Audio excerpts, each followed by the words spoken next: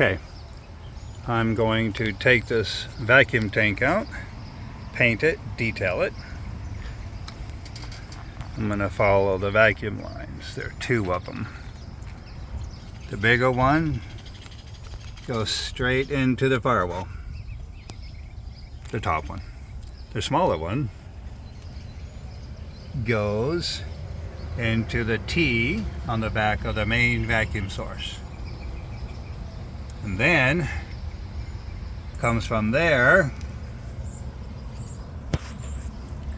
goes down to the firewall back there.